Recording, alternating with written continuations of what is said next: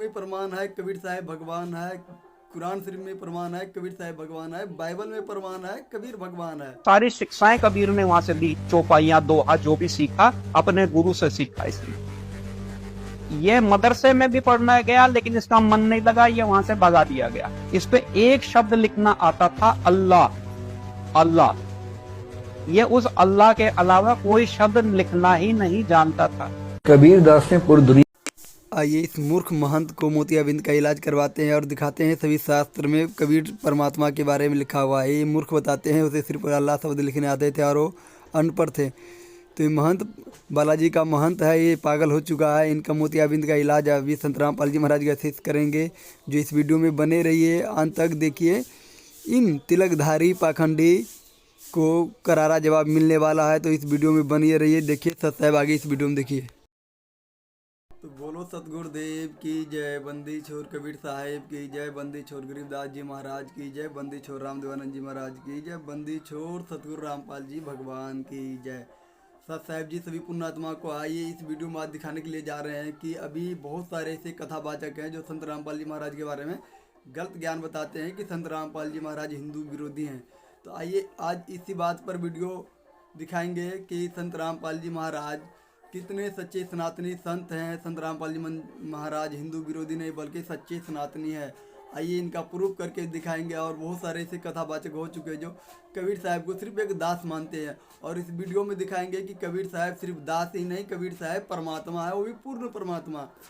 वेदों में प्रमाण है कबीर साहब भगवान है, कुरान शरीफ में प्रमाण है कबीर साहब भगवान है, बाइबल में प्रमाण है कबीर भगवान है, गुरु ग्रंथ साहिब में प्रमाण है कबीर साहब भगवान है। तो इस वीडियो में बने रहिए, आपको इस वीडियो में खास और जो है सबूत के साथ दिखाया जाएगा कि जिस तरीके से हमारे भगत भाई आप लोग को दिखाएंगे प्रमाण सहित। इस वीडियो में देखिएगा शुरू से अंत तक, क्योंकि अभी जितने भी धर्म हो चुके हैं वो लोग सिर्फ परमात्मा को निराकार मानते हैं, और जितने भी कथावाचक है परमात्मा को निराकार मानते हैं। तो इस वीडियो में बने रहिए। परमात्मा जो है साकार है, राजा के समान है। तो इस वीडियो में बने रहिए, देखिए आप वीडियो को अंत तक, और आपको पता लगेगा कि कबीर शब्द जो है सभी शास्त्र में आ रहा है और कबीर ही परमात्मा है।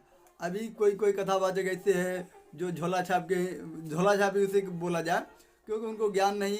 अगर आप लोग को ज्ञान लेना है तो कबीर सागर पढ़िए और कबीर परमात्मा के बारे में भी जानिए, जो कबीर साहब को आप लोग नहीं मानते हैं, नहीं जानते हैं, इसलिए आप लोग गलत ज्ञान बताते हैं। तो इस वीडियो में बने रहिए, आप लोग को दिखाएंगे प्रमाण सबूत के साथ में। आप लोग अपने आंखों से देखिए कि हर एक जगह पर क्या लिखा है, और हमारे भगत भाई भी आपको दिखाएंगे। तो वीडियो में बने रहिए, देखिए अंत तक। सत साहब दर्शकों, जैसा कि संत रामपाल जी महाराज के समर्थकों ने दावा किया है कि हिंदू धर्म के पवित्र शास्त्र वेद में, मुस्लिम धर्म की पवित्र कुरान में, सिख धर्म के पवित्र गुरु ग्रंथ साहिब में और ईसाई धर्म की पवित्र बाइबल में कबीर नाम की महिमा है। इन शास्त्रों में कृष्ण नहीं बल्कि कबीर की महिमा है। आइए देखते हैं क्या सच में इन शास्त्रों में कबीर नाम की महिमा है। देखिए हिंदू धर्म के पवित्र वेदों में प्रमाण। अब देखिए मुस्लिम धर्म की पवित्र कुरान में प्रमाण। अब देखिए सिख धर्म के पवित्र गुरु ग्रंथ साहिब में प्रमाण। अब देखिए ईसाई धर्म की पवित्र बाइबल में प्रमाण। मैं इन भाइयों से ये कहना चाहूंगा, गलती इनकी भी नहीं है, इनके भी मन में ये जायज बात है, क्योंकि आज तक हम यही सुनते आ रहे हैं कि कृष्ण जी भगवान है, कृष्ण जी ने ऐसा कर दिया, कृष्ण जी ने वैसा कर दिया। इनसे अनेकों अच्छी लीलाएं, अनेकों अद्भुत लीलाएं कबीर साहब जी कर चुके हैं, लेकिन आज तक हमारे से कबीर साहब जी का ज्ञान छुपाया गया। संत रामपाल जी महाराज जी उन लीला को बताते हैं, तो आज सारा समाज उनकी लीलाओं से परिचित होकर संत रामपाल जी महाराज जी से नाम दीक्षा लेकर और कबीर भगवान की भक्ति कर रहा है, जिससे वो सुखी भी हो रहे हैं। दर्शकों, हम जानते हैं कि श्री कृष्ण जी का जन्म कंस राजा की कारावास में बंद उनकी बहन देवकी और वासुदेव से हुआ था। रातों रात वासुदेव श्री कृष्ण को यशोदा के पास छोड़कर आ गए थे।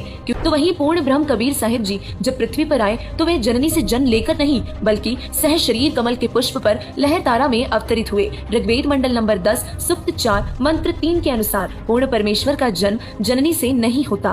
ये भी सर्व प्रसिद्ध है कि श्री कृष्ण जी गायों का दूध पीते थे और माखन खाते हुए बड़े हुए, जिस कारण उन्हें लोग प्रेम से माखन चोर बुलाने लगे थे। जबकि पूर्ण ब्रह्म कबीर साहिब जी को जब नीरू नीमा अपने घर ले गए तो उनकी परवरिश कुंवारी गाय के दूध से हुई। ऋग्वेद मंडल नंबर 9 सूक्त 1 मंत्र 9 के अनुसार परमेश्वर की परवरिश कुंवारी गाय से होती है। दर्शकों, राजा मोर ध्वज की कथा से हिंदू समाज बखूबी परिचित है, परंतु हिंदू समाज जानता है कि किस प्रकार भगवान श्री कृष्ण जी ने अर्जुन के एकमात्र भक्त होने के अभिमान को तोड़ने के लिए एक ऋषि के रूप में मोर ध्वज के घर गए। वो अपने शेर के भोजन के लिए राजा और रानी के हाथों से ही पुत्र ताम्रध्वज का सिर कटवा दिया और फिर ताम्रध्वज की एवं मोर ध्वज की भक्ति से प्रसन्न होकर उसे जीवित कर इस लीला से अर्जुन का भ्रम भी मिटा दिया कि केवल वही सर्वोत्तम भक्त है। अब एक और लीला के बारे में आपको बताते हैं जो परमेश्वर कबीर साहिब जी ने भी की थी। ये कथा है सेऊ व सम्मन की। वह इतना निर्धन था कि कई बार वे सपरिवार भूखे ही सो जाया करते थे। एक दिन कबीर साहिब जी अपने 2 भक्तों के साथ सम्मन के घर पर पधारे और कबीर साहिब जी कमाल का सेवा को लेकर अभिमान तोड़ना चाहते थे। गुरुजी को आया देख सम्मन का परिवार बड़ा प्रसन्न हुआ। गुरुजी व भक्तों के लिए उन्होंने बैठने की व्यवस्था की एवं भोजन का आग्रह किया। कबीर साहिब जी के हाँ कहने पर वे भोजन की तैयारी करते इसके पहले ही पता चला कि घर में आटा ही नहीं है। नेकी आस पड़ोस में उधार लेने गई किंतु उसे नहीं मिला क्योंकि वे भक्त थे, इसलिए ये जानते थे कि संतों के भूखे जाने से नगरी उजड़ जाती है। अतः इसी कारण से वो सेठ की दुकान में सेंध लगाकर आटा चुराने गया। सेठ के पकड़ लेने पर उसने सिर बाहर निकाला और सम्मन से अपना सिर कटवाने की प्रार्थना की। सम्मन जानता था कि यदि सेठ सेऊ को राजा के पास ले गया तो गुरुजी की बदनामी होगी और इसी कारण उसने सिर काट दिया और आटा घर पर दे दिया। सम्मन ने अपने मृत पुत्र का सिर और धड़ लाकर ताक यानी कि अलमारी पर रख दिया। इधर भोजन तैयार होने पर 5 बर्तनों में भोजन परोसा गया। कबीर साहिब जी ने 6 बर्तनों में लगाने के लिए कहा। कोई चारा न देखकर नेकी ने 6 बर्तनों में भोजन परोसा। कबीर साहिब जी ने सेऊ को भोजन करने के लिए आवाज लगाई और सेऊ भीतर से दौड़ता हुआ आ गया, जिसकी गर्दन पर कटने का निशान भी नहीं था। सम्मन ने भीतर जाकर देखा तो ताक पर मात्र रक्त के छींटे पड़े थे। जगत गुरु तत्वदर्शी संत रामपाल जी महाराज जी ने भगवान श्री कृष्ण जी की लीला व कबीर परमेश्वर जी की लीला में भिन्नता बताते हुए दर्शाया है कि जिस समय कृष्ण जी के एकमात्र भांजों एवं पांडवों के अंतिम वंश अभिमन्यु की मृत्यु हुई थी, तब वे उसे जीवित आखिर क्यों नहीं कर सके थे। वहीं दूसरी तरफ परमेश्वर कबीर जी ने सेऊ को जीवित किया, मृत्यु लड़के कमाल को जीवित किया, कमाली नाम की मृत्यु लड़की को जीवित किया। स्वामी रामानंद जी का सिर सिकंदर लोधी द्वारा काट देने पर भी उन्हें जीवन दान दिया। कृष्ण जी त्रिलोकीनाथ भगवान विष्णु का अवतार थे, जिन्हें राम अवतार में बाली को धोखे से मारा था और उसी बाली वाली आत्मा ने कृष्ण से कर्म का बदला लेने के लिए शिकारी के रूप में तीर मारा और अपने ही कर्मों की सजा के फलस्वरूप कृष्ण जी की मृत्यु हुई।